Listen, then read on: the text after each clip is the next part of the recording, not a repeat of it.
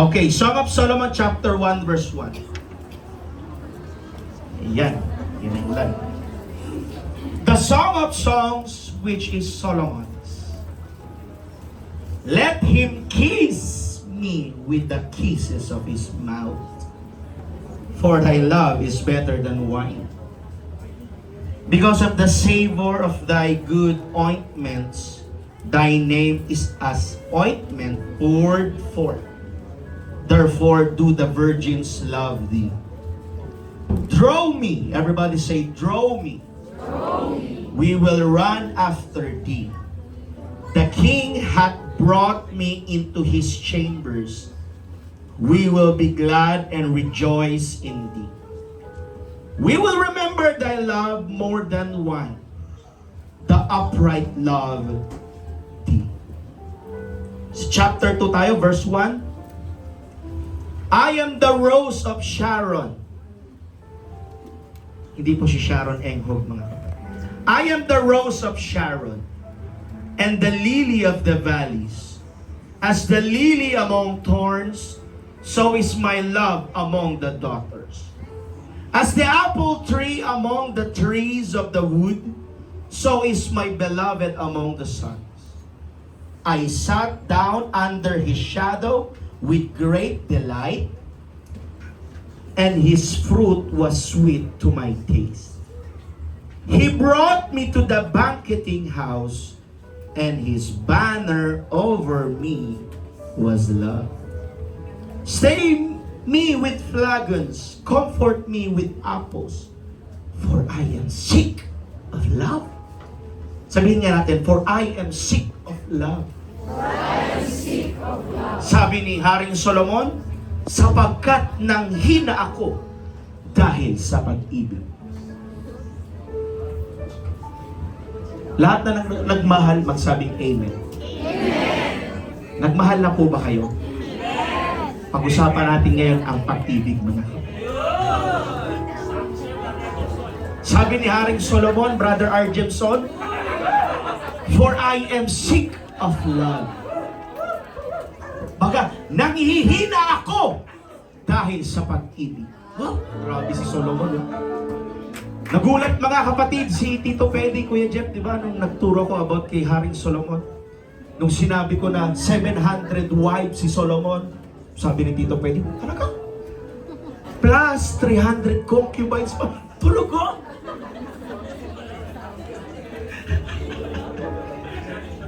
For I am sick of love. Yan. Sapagkat nanghina ako dahil sa pag-ibig.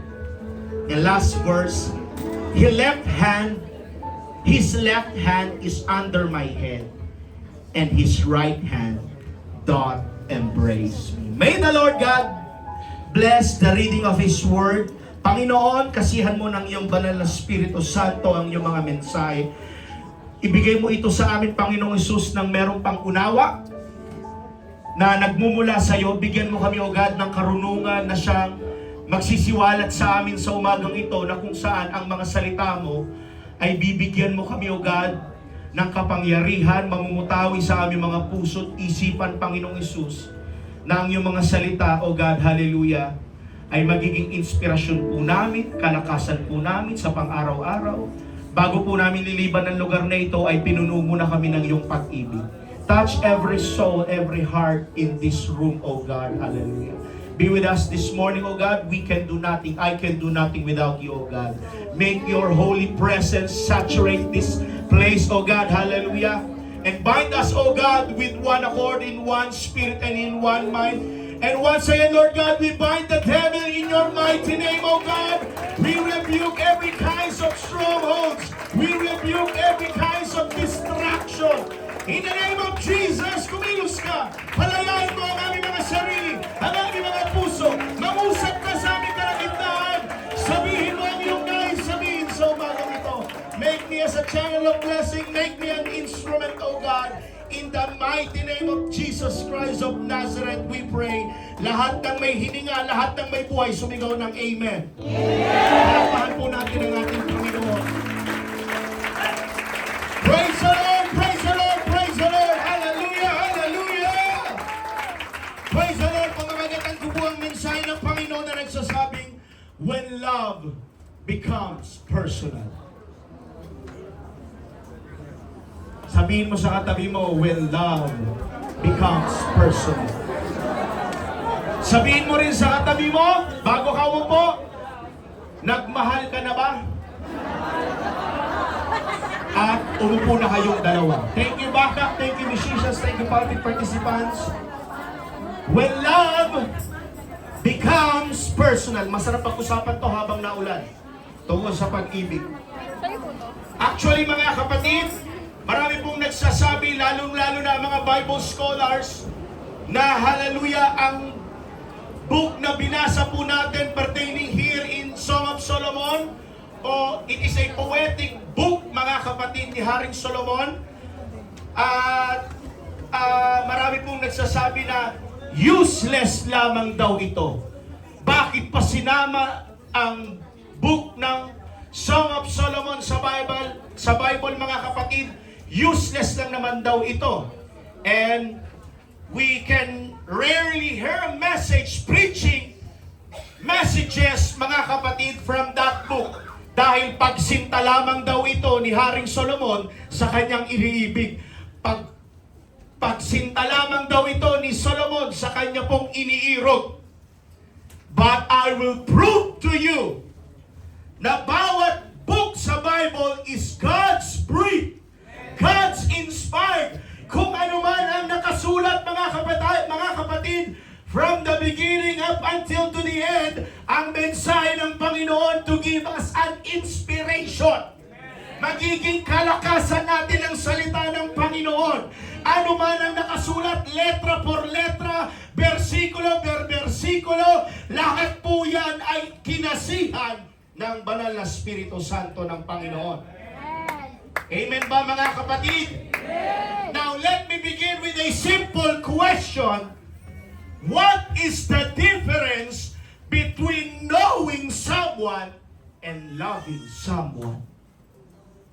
Ano ang pinagkaiba ng may kilala ka at minamahal mo yung tao? Anong pagkakaiba ng knowing someone and loving someone? You can know someone's name without knowing their heart. You can know someone's history without sharing their life. And you can know what they do, what they live, ano address niya, ano ang pangalan niya, ano ang pangalan ng mga anak niya. Matanong ko lang kayo, mga asawang lalaki, kabisado niyo ba ang buong pangalan ng asawa niyo? Yes.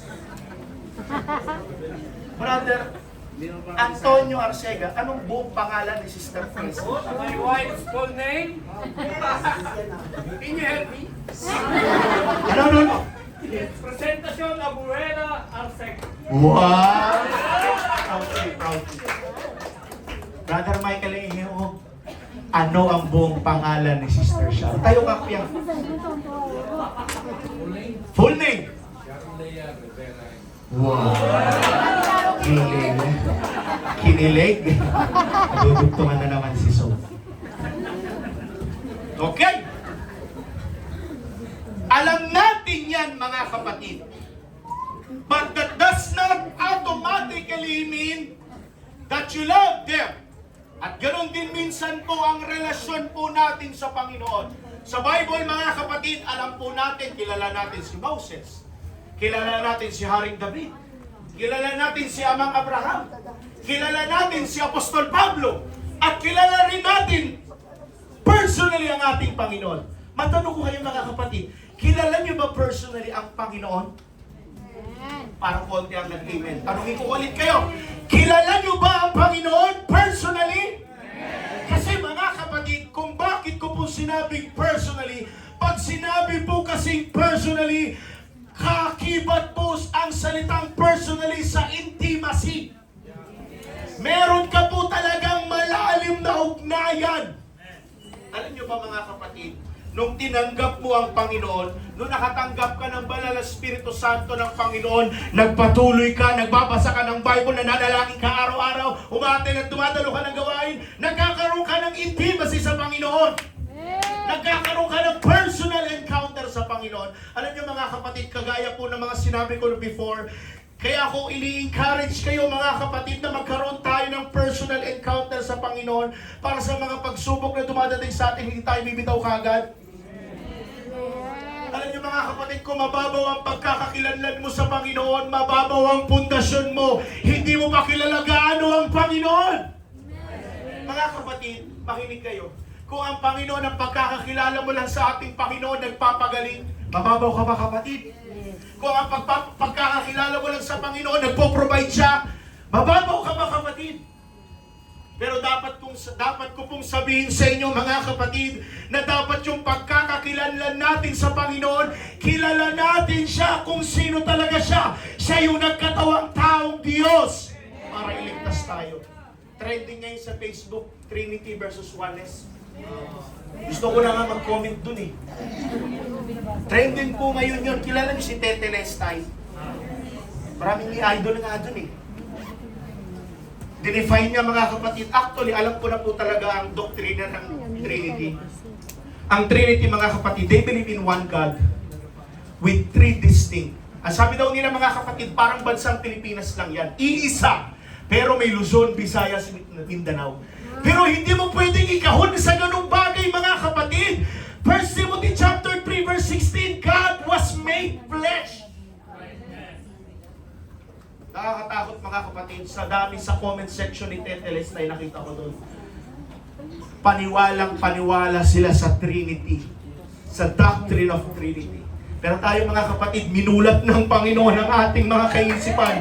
Minulat ng Diyos ang ating kaunawaan, hallelujah, na yung Ama, God as a Creator, Son as a Redeemer, and Spirit as a Holy Regeneration. Salamat sa ating Panginoon, unawaan natin yung mga bagay nito.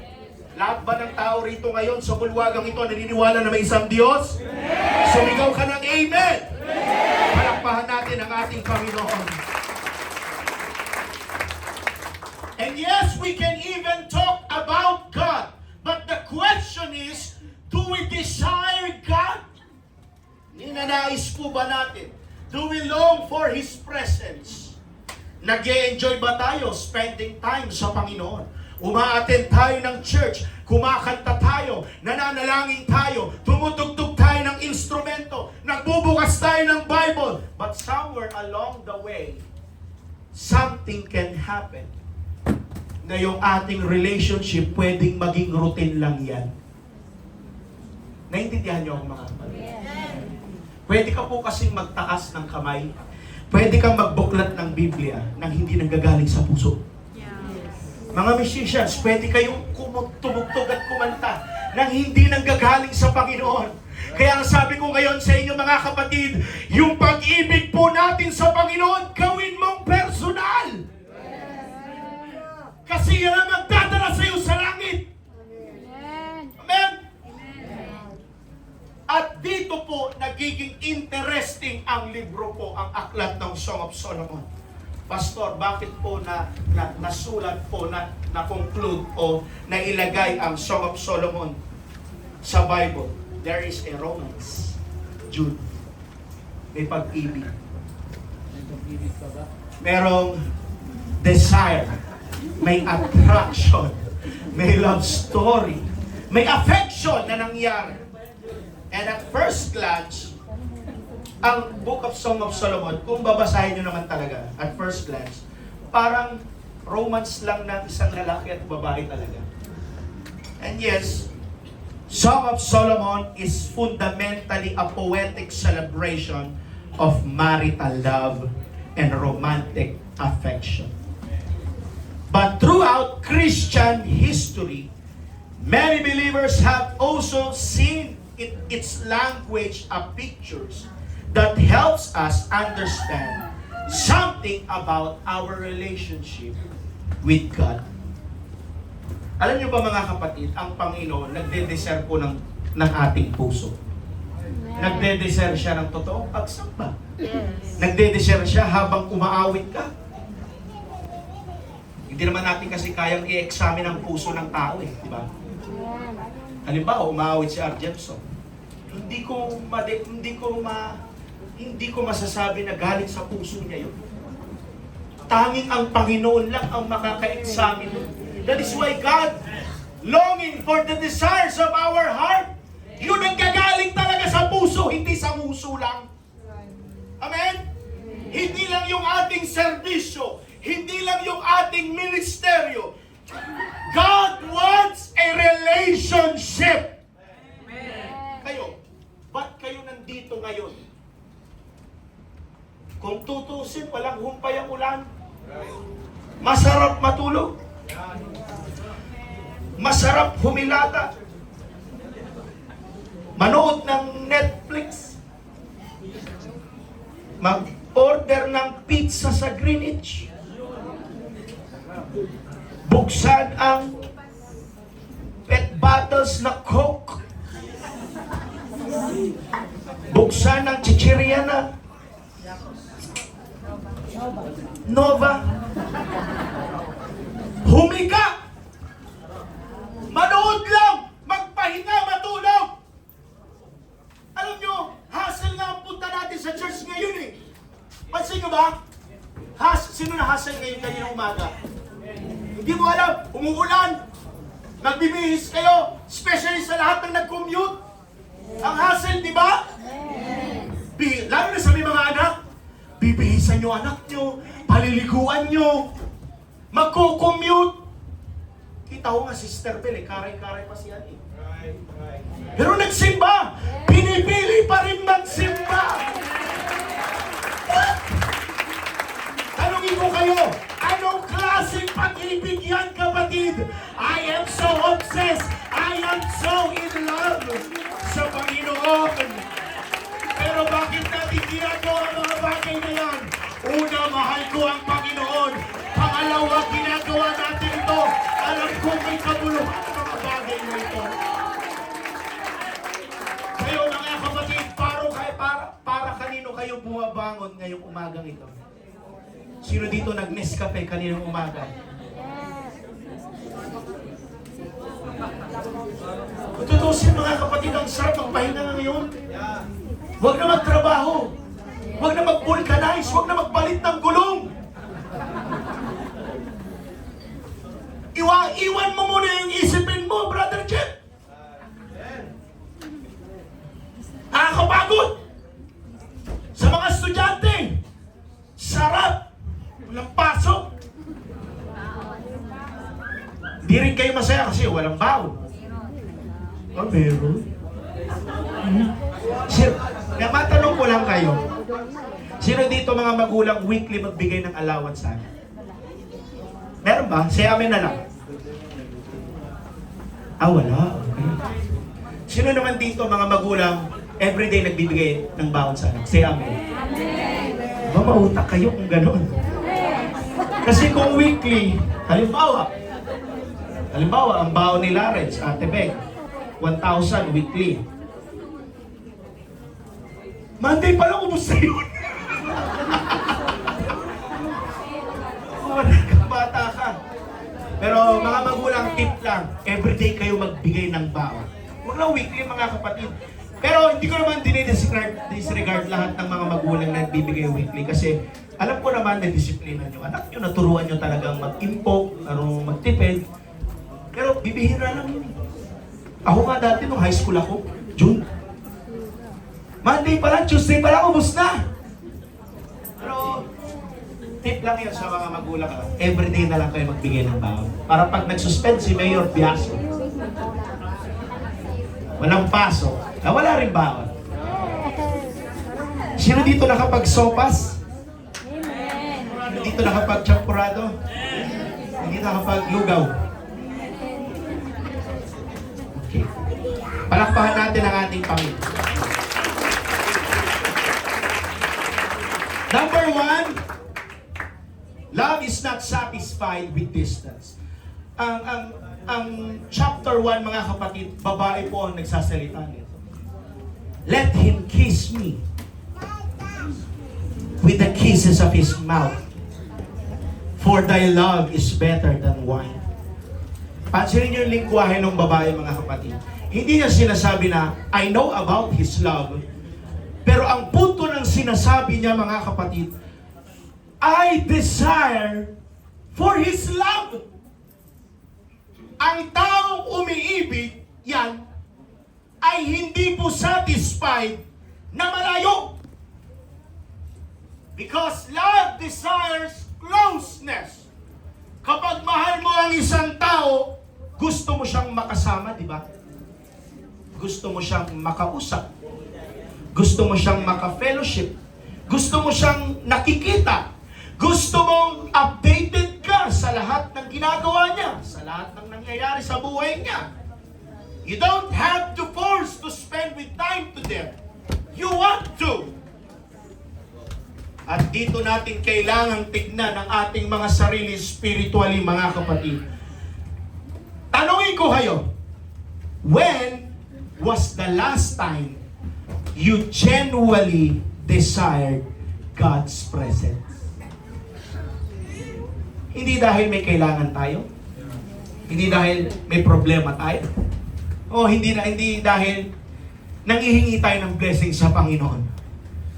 Just simply saying, Lord, I want you. Escape natin.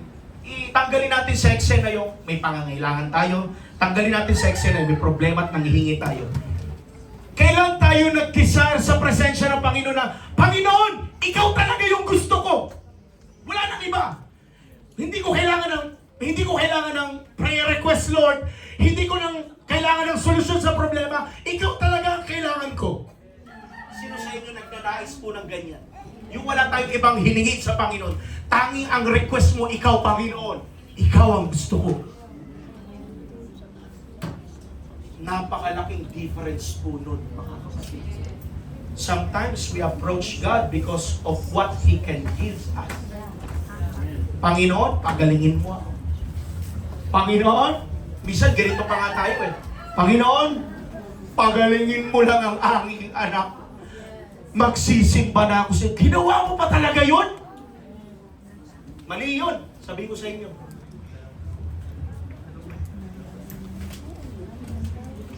Tsaka mo lang gagawin kung kailan mo sinabi sa Panginoon na pagalingin mo, maglilingkod ako sa'yo. Hindi ba pwede kahit walang reason o kahit wala kang bala sa Panginoon na sabihin na, pwede mo sabihin na, eto lang talaga, Lord. Kahit walang, ano tawag doon? Kahit walang kapalit. Maglilingkod talaga ako sa'yo, Panginoon. Kahit wala kayong bargain sa Panginoon. Mas maganda kasi mga kapatid yung wala tayong kondisyon, tama? Writer, kondisyon. Yun lang, sinasabi kasi natin minsan, may mga panalangin kayo na, Panginoon, ipasa mo lang ang anak ko sa board exam. Maglilingkod kami mag-asawa. Bakit gano'n? Hindi ba pwede walang kondisyon? Maglingkod ka lang talaga? Nakikipag-bargain pa tayo minsan sa Panginoon. Nakikipag-batigasan pa tayo minsan sa Panginoon. Panginoon, seryoso ako. Pagalingin mo lang yung anak ko sa sakit na cancer. Buong buhay ko, ibibigay ko. Magta-tithes ako, Panginoon. Hindi mo pwede kahit wala ng kondisyon? Ibigay na mismo natin ang ating sarili sa Panginoon. No buts, no ifs. Sarili mo talaga ang isumpo mo sa Panginoon. Yun kasi ang hinahanap ng Panginoon. Yung genuine. Everybody say amen? Amen. Pero, don't get me wrong mga kapatid, hindi naman po masamang humingi talaga sa Panginoon. Lagi nga tayong humingi sa Panginoon. Pero paano kung yung blessing hindi dumating? Paano kung ang sagot ng Panginoon, no? Paano mga kapatid kung yung prayers natin na delay? Will you still say, Lord, I want you? Because mature faith eventually learn this. Listen to this. God Himself is greater than what God can give. The deepest expression of faith is not saying, Lord, give me what I want, but saying, Lord, even when you give me nothing, I still want you. Kahit wala kang ibigay, Panginoon, I still choose you. I still want you. That is a mature faith, mga kapatid. Yung hindi tayo nangihingi ng kapalit sa Panginoon. Kadalasan kasi sa panalangin natin, mga kapatid, minsan abonado pa ang Panginoon sa atin eh. Ang dami mo nang hinihit, kinumpra sa Panginoon, hindi ka nagsusuli ng pasasalamat sa Diyos. Abonado na ang Diyos sa atin minsan pa. Minsan yung mga panalangin, prayer request natin, dalangin natin sa Diyos. Ang Diyos pa naman, hindi nakakalimot. Nagbow ka sa Panginoon, Lord, magpapakatapat ako sa kabanalan. Minsan tumitingin na ang Diyos sa orasan, anak, anong petsa na? Hindi ka pa rin sumusunod sa kabanalan. Anak, anong petsa na? Hindi mo pa rin sinusuko ang buhay mo sa Panginoon. Sa akin. Nagtatanong ang Panginoon sa akin. Everybody shout, clap your hands. Clap your hands. Number 2, love changes the way you see the one you love. Chapter 2 verse 1 ng Song of Solomon, I am the rose of Sharon and the lily of the valleys. Then the man responds by describing her beauty and uniqueness. Nakita ko, kung search nyo nga, ano ang itsura ng Rose of Sharon. Ang Rose of Sharon pala, mga kapatid, iba-iba yung itsura pala niya. May puti, may pula, may purple, may pink. Ganyan ang itsura ng Rose of Sharon. O yung tinatawag na hibiscus ba yun? Striaticus? O sa Tagalog, kumamela? Dinescribe ng lalaki yung babae na about her uniqueness and beauty. And this is beautiful because love changes the way we see. Kapag mahal mo pala ang isang tao, hindi mo po siya tinitignan katulad ng pagtingin ng ibang tao. Naintindihan? Nakikinig ba kayo? Yes. Pag ang tao pa naman, mga kapatid, na in love, lahat hahamakin. Sabi ng iba, baliw ka na sa kanya! Hindi lang siya ang babae sa mundo! Hindi lang siya ang lalaki sa mundo. Sinabi sa'yo ng kaibigan mo, baliw ka na ba, Junjun? Hindi lang siya ang babae sa mundo. Huwag kang magpakabayani sa kanya. Hindi lang siya ang lalaki, hindi lang siya ang babae sa mundo. Para naman ang tao, mga kapatid. Minsan, pag na-inlove, talagang lahat sasawayin. Kahit yung sinabi ng mga magulang mo, wag mo yan, wag mong i-chat yan, wag mong re-replyan yan. Makulit ka! Gusto mo pa rin sa kanya. Diba? Kaya ang ending, napapahamak. See that? Kaya kapag mahal mo ang isang tao, hindi mo siya tinitingnan katulad ng pagtingin ng ibang tao. You see something valuable na hindi nakikita ng iba. Mga asawang lalaki, ano ang nakita nyo sa asawa nyong babae? Bakit kayo nahuhumaling sa kanya?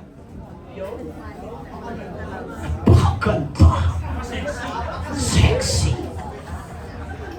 Alam nyo ba, ang pinaka-sexy nga daw ngayon, yung chubby na girl. Hindi na daw yung, alam nyo mga kapatid, maniwala na kayo ngayon, hindi na daw Coca-Cola body ang pinaka-sexy ngayon. Yung babae na sa plastic.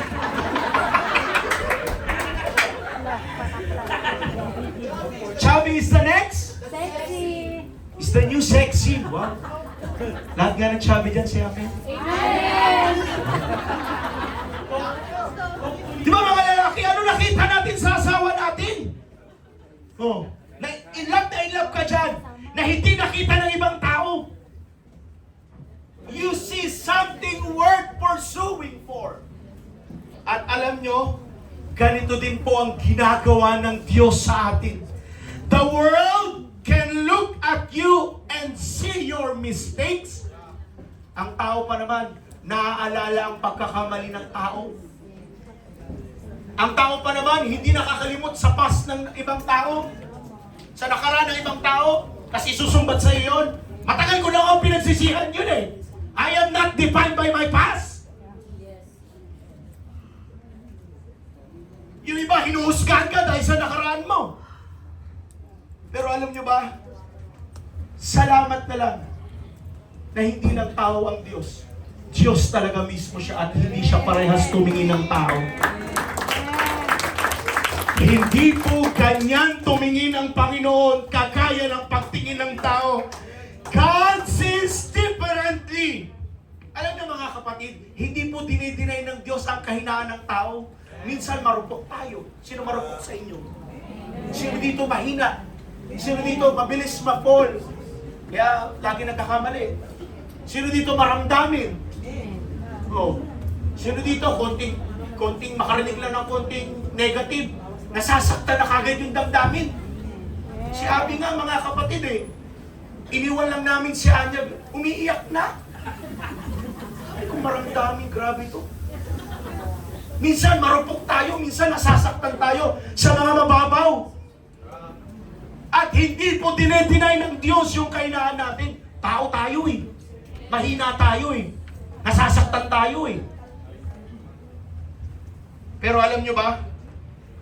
God sees what grace can do with a surrendered life. Tingnan nyo. Pakita mo, si Pedro. Si Pedro, alam natin, dininay niya ang Panginoon ilang beses? Makatlong ulit. Nung nangaral ang Panginoon, I will smite the shepherd. Peter denied Jesus 3 times. Imagine niyo po yung kahihiyan. Next picture. Sa John chapter 21, alam natin ang story na pumalaot sila Juan, sila Pedro. Ang sabi ni Juan, si Jesus nandun sa dalampasigan na, nagluluto na ng ating agahan. Imagine niyo, pagkaahon nila, nauna si Pedro, dala na yung mga luto. Si Jesus nagluluto na ng breakfast. Nag-iihaw na. Nasabi mga kapatid, imagine niyo yung kahihiyan. Mata sa mata, tinitignan ni Jesus si Pedro. Na yung nagsabi sa kanya, Lord, iba ako. Talikuran ka na lahat ng mga disipulo at alagad mo. Ako nandito pa rin. Pero mata sa mata, tinitignan siya ni Jesus. Totoo ba? Kaya 3 beses siya makulit na tinanong ng Panginoon, Pedro, mahal mo ba ako? Sabi niya, opo, mahal po kita. Feed my lamb. Tinanong siya ulit ng Panginoon, mahal mo ba ako, Pedro? Feed my lamb. Pangatlo, mahal mo ba ako, Pedro? Feed my lamb. Umiyak si Pedro. Naalala niya yung 3 beses niyang dininay ang Panginoon. Hindi po dinidinay ng Diyos ang kahinaan ni Pedro. Pero sa bandang dulo, ni-restore pa rin siya ng Panginoon sa samahan. Ni-reinstate pa rin si Pedro. Bakit? Because God does not only see who you are today. God sees who you can become when you allow Him to work in you. Nagkamali ka nakaraan. Sabihin mo sa Diablo, noon yun. Satanas, hindi yan ang mag-define ng aking future. Pinatawad na ako ng Panginoon. Binihisan, inayusan na ako ng Diyos. Nilinis ng Diyos na ang aking puso. Alam niyo mga kapatid, kapag ini-inject sa atin ang kaaway na mahina ka, lampa ka, talunan ka, hindi ka nag-successful sa buhay, hindi ka nag-success sa karir mo, pag pinapaalala ng Diablo sa inyo yan, rebukein mo! Huwag mong entertainin! Sabihin mo, pinatawad na ako ng Panginoon. Yang mga nakagawa kong mga pagkakamali noon, hindi yan na magde-define sa akin ngayon. Huwag nyo lang i-magnify yung mga bulong ng Diablo sa atin. Isang bulong ng Diablo yan mga kapatid, huwag mong entertain. Palakpahan natin ang ating.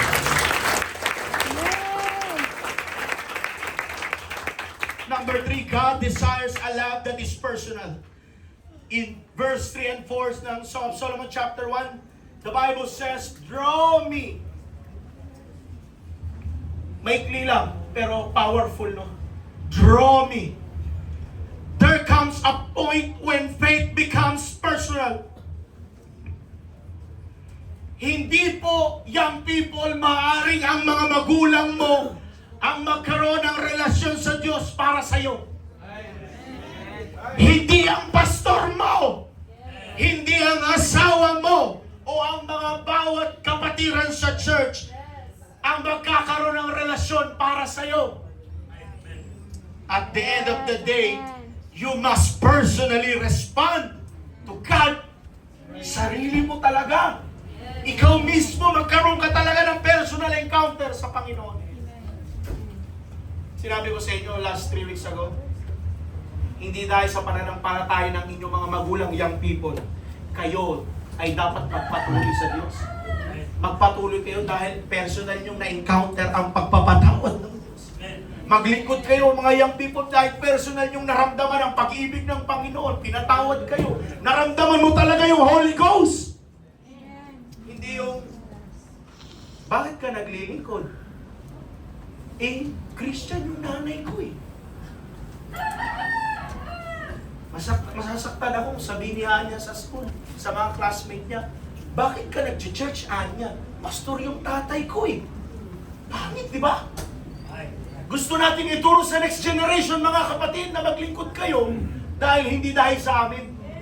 Maglingkod kayo dahil nagkaroon kayo mismo ng personal encounter sa Panginoon. At the end of the day, you must personally respond to God. Lumaki ka man dito sa church, inukat ka na dito sa church, sinabi man sa'yo ng mga magulang mo tungkol sa Bible, o di kaya matagal ka na nagsisimba, but there comes a moment when you have to say, Lord, I choose you. Pinipili ko talaga ikaw dahil desisyon ko to, hindi desisyon ng aking mga magulang. Everybody say amen. Amen. Hindi dahil sa mga magulang ko, hindi dahil sa mga kaibigan ko sa simbahan. But because I know that I need you. Balikan natin ang story ni Zacchaeus. He was a tax collector. Maniningil ng buwis. At alam ng tao na makasalanan siya. He was wealthy. But he was spiritually empty. One day, he heard Jesus na papuntang Jericho at mapapadaan sa kanilang nayon, sa kanilang bayan. At dahil maliit si Zacchaeus, kinakailangan niyang mag-climb sa puno ng sycamore at para mapansin. At gusto niyang ma-encounter mismo ang Panginoon. Tingnan niyo a grown man, a wealthy man, climbing in a tree. Bakit? Dahil meron po sa puso ni Zacchaeus na kailangan ko yung Jesus na papunta dito sa amin. And Jesus stopped at nakita siya ni Zacchaeus, nakita niya si Zacchaeus. Jesus looked up and said, Zacchaeus! Calm down! Baba ka riyan. At sabi ni Jesus, papasukin mo ako sa bahay mo. Doon tayo mag-usap. And when Jesus entered Zacchaeus' life, may nagbago. Alam nyo, nung na-encounter niya na talaga ang Panginoon, nagbago po yung pananaw ni Zacchaeus sa pera. Hindi na siya naging sakim. His relationship with people changed. Nagbago na rin po ang pakikituloy sa kayo sa mga tao. Nagbago na rin ang kanyang relasyon sa pera niya. Nagbago yung kanyang mga priority. Nagbago ang kanyang buhay. Nabago mismo ang kanyang puso. Bakit po? Because when Jesus becomes personal, transformation becomes personal. Ang puso ang nagbabago. Hindi ka na lang umiiwas o hindi ka lang sumusunod dahil may utos. Sumusunod ka dahil ang puso mo ay natutong magmahal sa Kanya. Hindi na tayo, sumusunod ba kayo dahil may utos? Of course, given. Pero gawin natin ang ating pagsamba na sumunod sa Kanya dahil mahal talaga natin ang Panginoon. Pangalawa, hindi ka na lang umiiwas sa kasalanan dahil takot kang maparusahan. Iniiwasan mo ito dahil ayaw mong masaktan ang kalooban ng Diyos. Sino dito sa inyo nakukonsensya kapag nakakagawa kayo ng pagkakamali? Gawa mo ng kasalanan. Di tayo perfecto mga kapatid. Yes, sometimes we commit mistakes na nasaktan natin ang kalooban ng Panginoon. Minsan mapamura ka eh. Ay! Pero dapat bilang matured na mananampalataya, wala na sana nagmumura dito. Ayaw ko kayong husgahan. Ayaw ko makapaghusga ng tao, pero kung meron man pa sa atin na nakakapagbitaw pa ng mga masasakit na pananalita, yung pagmumura, kagaya ng pagmumura, italangin natin sa Panginoon na, Lord, alisin mo ang mga bagay na ito.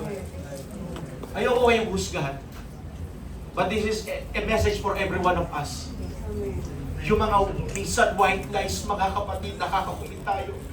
Kasalanang sinadya o hindi sinasadya. Ihingi mo ng tawad sa Panginoon. Sino ba naman ang ating Panginoon para hindi tayo patawarin? Kahit nga yung mga taong sobrang tindi ng kasalanan sa kulungan, pinatawad at mahal pa rin ng Panginoon. Kaluluwa yan. Lahat ng tao mahal ng Diyos. Ni ayaw niya nga mapahamak tayo, John chapter 3 verse 16. Minahal at inibig niya ang mundo kahit na tayo makasalanan. Kaya nga ipinadala niya ang bugtong na anak eh, para hindi tayo mapahamak, kundi magkaroon tayo ng buhay na walang hanggan. Everybody say amen. Amen. Palakpakan po natin ang ating Panginoon. Love makes ordinary places special. Chapter 2 verse 3, as the apple tree among the trees of the wood, so is my beloved among this the sun.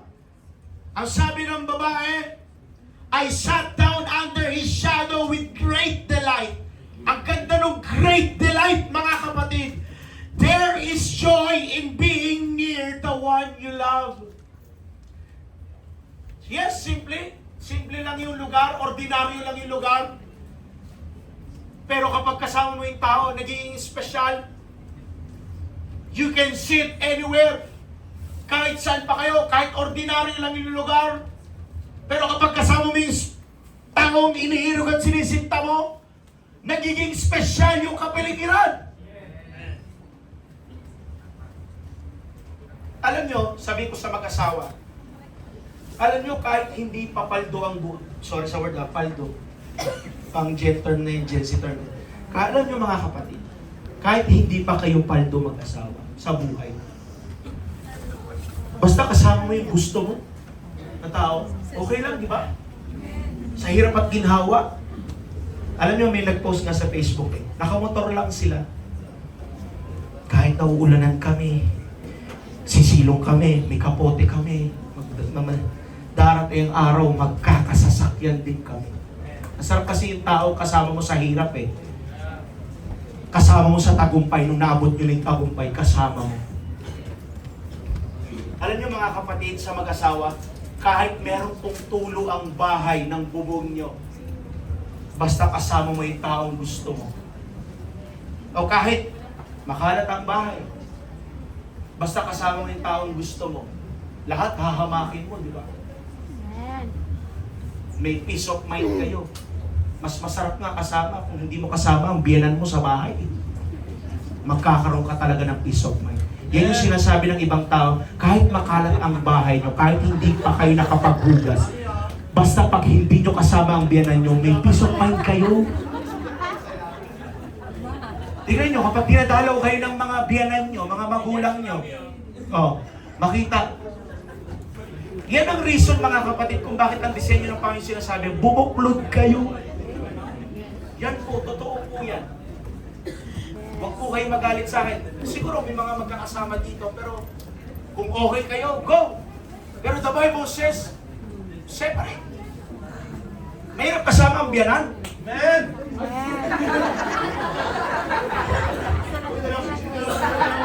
Mahirap kasama ang biyanan. Isip-isipin mo, ang kalat ng bahay mo, yung biyanan mo, dadak ng dadak.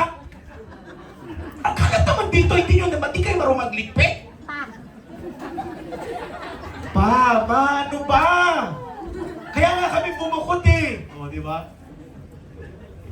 Hirap kasama biyanan, mga kapatid. Mahamot. Pero pag ang biyanan mo, may pension, dito ka sa amin. Ang tagal naman dyan sa inyo. Pero pag ang tingin mo mga magulo nyo, kawawa pag walang pension. Ano ba? Sa inyo naman ito!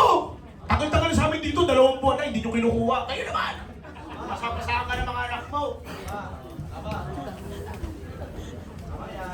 Masarap maging biyanan si Brother Armin gusto.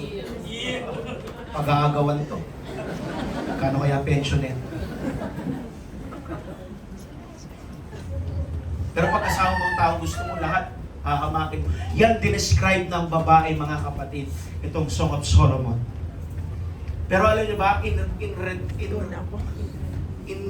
align sa presensya ng Panginoon, minsan nga hinihintay pa natin yung matinding milagro ng Diyos sa buhay natin bago mapulpil yung kasiyahan natin eh. Pero sa totoo lang, mga kapatid, alam niyo ba, ang greatest gift ng Panginoon, walang iba, simple lang, presensya niya. Tandaan niyo yan. Wala nang ibang pinakamahigit pa sa lahat ng bagay. Kahit simple lang, presensya niya lang, sapat na! Yan ang sabi ni Haring David, as I walk through the valley of the shadow of death, I will fear no evil, for thou art with me. Kasama kita kahit sa mga pinakamapait ng buhay ko. Kasama ko ang Diyos. Hindi nga sinabi ni David Lord, alisin mo ang mga valley ko bago ako magkakaroon ng peace. Hindi. Kahit sa pinakapangit na sitwasyon, mapait na sitwasyon ng buhay ni David, sinamahan siya ng Panginoon. Thou art with me. And that is enough. Presensya ng Panginoon. Sabihin ko sa inyo, ang pagtitipong ito, tanggalin mo ang presensya ng Panginoon. Walang saysay ito. Mag-uwian na tayo. Pero kung sasamahan mo ang presensya ng Panginoon sa lugar na ito, magiging makabuluhan ang lahat ng bagay. Yung mga instrumento na tumugtog kanina, magkakaroon ng meaning. Yung pagtaas mo ng kamay, magkakaroon ng kabuluhan. Yung pagpunta mo sa church kanina, pakikinig mo ng salita ng Diyos, magkakaroon yan ng kabuluhan. Dahil po yan sa presensya ng Panginoon. Palakpakan po natin ang ating Panginoon. Sana ngayong umagang ito, mga kapatid, nagnanais po tayo sa presensya ng Panginoon. Wala ka nang iba mahahanapin ngayon, kapatid. Presensya lang ng Diyos ay sapat na. Pwede ba natin purihin ang ating Panginoon? Come on, clap your hands to Jesus. Come on, palakpakan natin ang ating Panginoon. Sa likuran, palakpakan niyo ang Panginoon. Yes!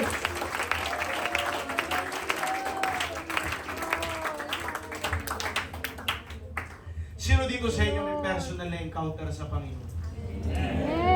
Sino sa inyo dito may personal testimony? Na kung saan yung personal testimony na yan, yan ang pinanghawakan mo kung bakit hanggang ngayon naglilingkod ka pa rin. Halimbawa, bigyan ko kayo ng halimbawa.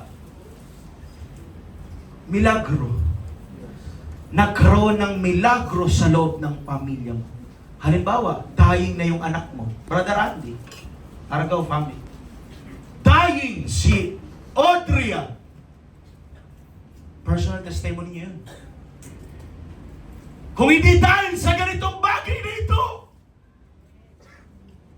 maraming bumigay na kami. Saktan eh. Masakit mawalan.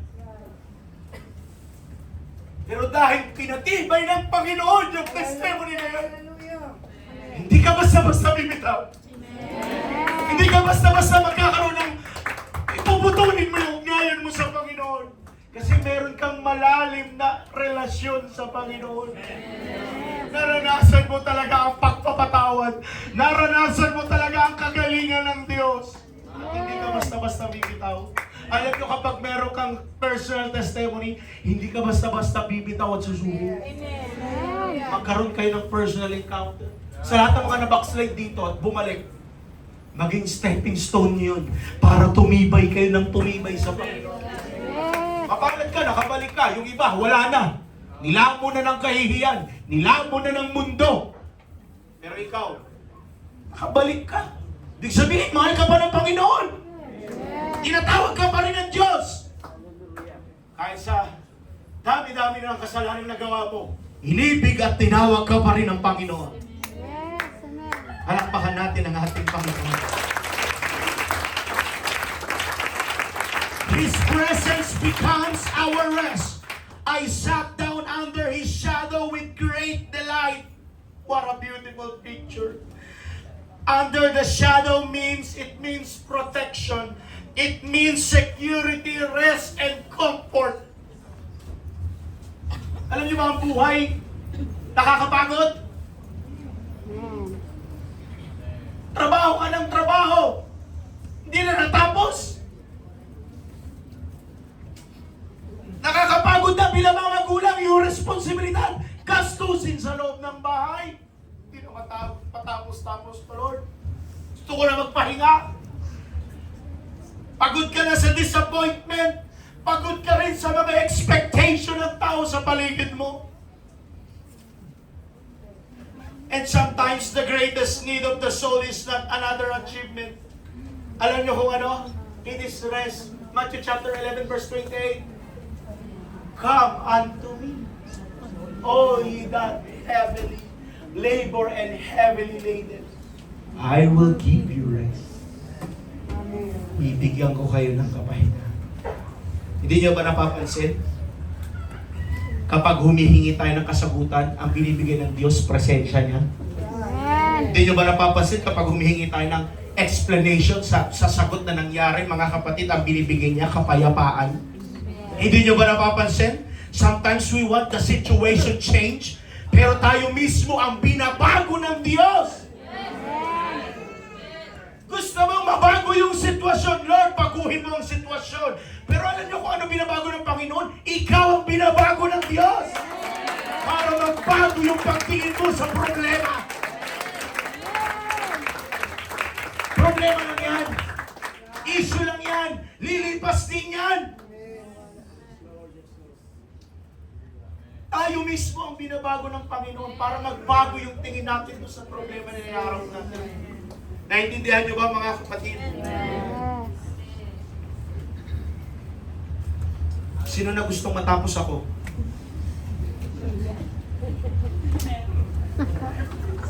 Number 6, love does not only give comfort, it changes us. Chapter 2 verse 4 ng Psalm Solomon, He brought me to the banqueting house, and His banner over me is love.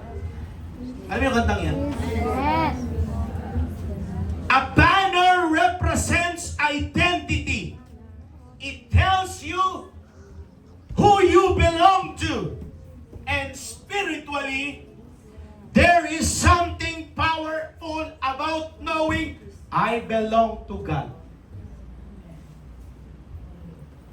Alam niyo mga kapatid, kapag may nagmamahal sa'yo, hindi ka madaling mabasag sa opinion ng ibang tao. You don't need everybody's approval when you know that you are loved by God. Hindi mo kailangan patunayan ang sarili mo sa lahat ng tao. Your value comes from God. Hindi mo kailangan abulin ang simpatsya ng ibang tao. Hindi mo kailangan ipaliwanag ang nararamdaman mo sa lahat ng tao. Sapat na maintindihan ka ng Panginoon. Ano ka ba? Para hindi ka nagmamature din. Hindi mo kailangan ipaliwanag sa lahat ng tao dito na kung ano ang nararamdaman. Sige nga, isipin mo. Lahat ng problema sa bahay nyo, isishare mo sa lahat ng tao. Gulo lang yan. Hayaan mo na ang Panginoon na mag-resolve ng problema mo. What? Because your value comes from God. Hayaan mo na ang Panginoon ang magsolusyon sa mga bagay na yan. Minsan nga, hindi na natin control ang sitwasyon eh. But you know what? God is in control. God is in control.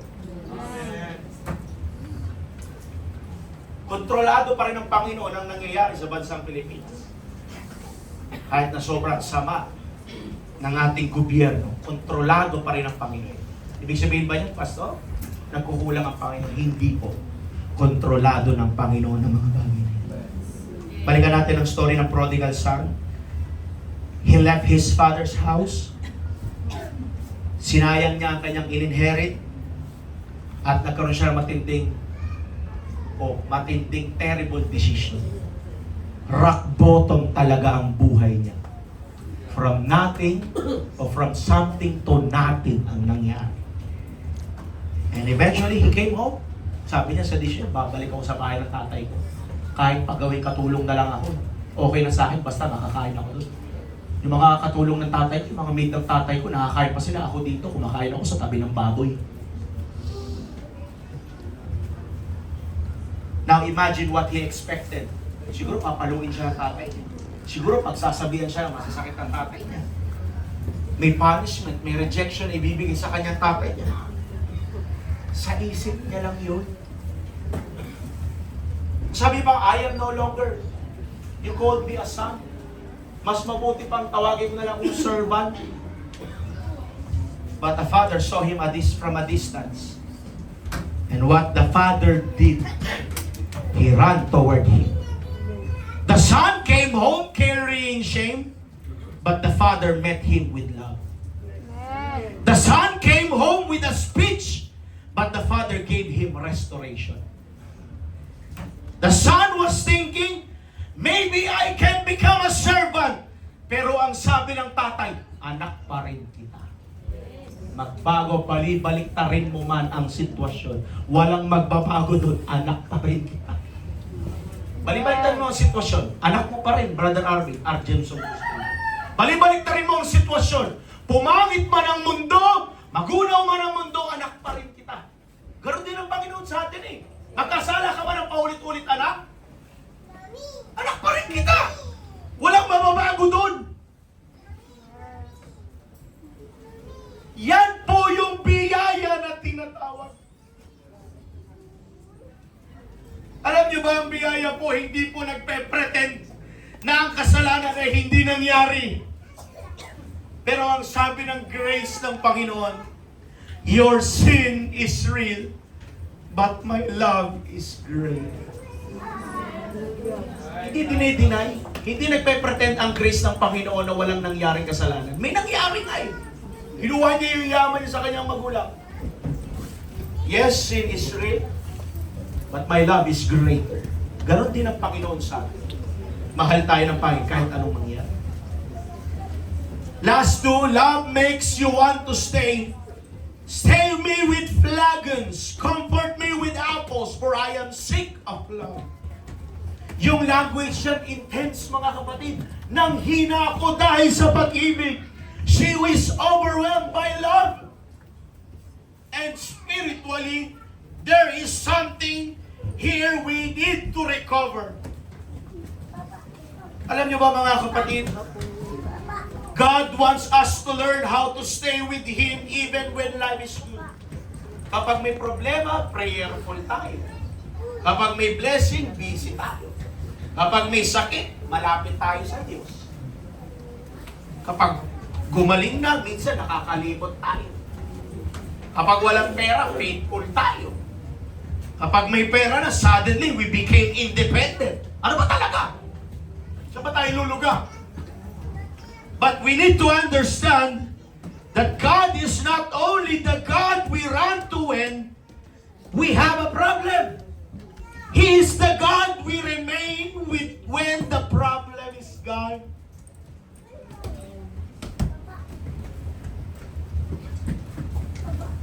Do not let God's blessing become the very reason you to stop seeking the God who gave them.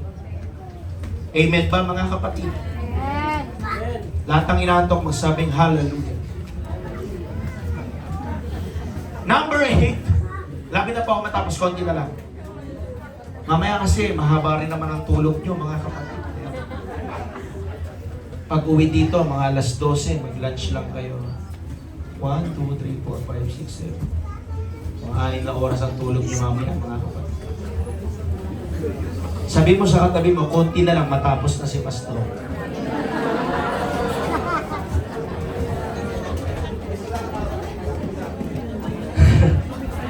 Hallelujah. Okay na, we are dismissed in Jesus' name. Lapit na to. Number 8, true love produces a desire for closeness. Song of Solomon is filled with longing. There is repeated desire. Lagi pinapaulit ng book ng Song of Solomon. Come, draw to me. Let me be near to you. And this gives a spiritual question. Do I still desire for God's presence? Tayo ba? Amen. Do I still seek? Do I still desire God's presence? Amen. Because one of the most dangerous thing that can happen to a Christian is not suddenly becoming yung hindi ka maniwala sa Diyos o yung mga atheists. Sometimes the danger is much quieter. You still believe in God, but you are no longer hunger for God. Yes po, mga kapatid. Yes na yes po. Pwede ka pong nakaupo ngayon dyan, nakikinig ng salita ng Panginoon, pero yung excitement sa worship, wala na. Pwede pong mangyari yun. Alam niyo yung solution po dyan, mga kapatid? Isa lang po ang solution dyan, mga kapatid. Bumalik po tayo sa relationship natin sa Panginoon. The Bible says, remember thy first love. Nung una ba kayong na-convert? Nung una ba kayong na-convert dito sa church? Alis mo na kayo dyan. Nung una ba kayo na-convert, mga kapatid? Naalala niyo ba kung gaano kayo kasikasig sa gawain? Nung una kayong, nung una kayo napamahal sa gawain ng Panginoon. Naalala niyo kung gaano kayo, lahat ng gawain natin ay, lahat masipag kayo, lahat. Lahat ng inuutos sa'yo ng leader mo, gagawin mo. Kasi na-inlove ka sa gawain ng Panginoon. Yes. Yan ang gustong ibalik sa atin ng Panginoon, mga kapatid. Kaya pag naliligaw na tayo, isa lang po ang solusyon dyan, bumalik ka sa relasyon mo sa Panginoon. God is not looking for people who merely know about Him. He is looking for people whose hearts have learned to desire Him. When you truly love God, everything else finds its right place. When God becomes the center, other things become secondary. Number 1, friends, family becomes more meaningful. Next, marriage becomes more meaningful. Work becomes more meaningful. Ministry becomes more meaningful. Money becomes a tool instead of a master. Success becomes a responsibility instead of an idol. Problems becomes opportunities to trust. And suffering becomes a place where faith can grow. Hindi po ibig sabihin ng Panginoon na mawawala ang problema. Ang ibig sabihin, the problem no longer has the final word. Because God is greater. Pwede ba natin isigaw, God is greater. God is greater. Above ang Panginoon sa sitwasyon mo ngayon. Above ang Panginoon sa suliranin mo ngayon. Mas makapangyarihan ang Panginoon kaysa sa sitwasyon natin ngayon. Nahihirapan ka, walang pang saing ngayon, walang pang grocery ngayon, walang pang gasolina ng sasakyan. God is greater than your problem. God is greater than your sickness. Higit sa lahat ang ating Panginoon. Palakpakan natin ang ating Diyos. Tayo po'y tumayo lahat, mga kapatid.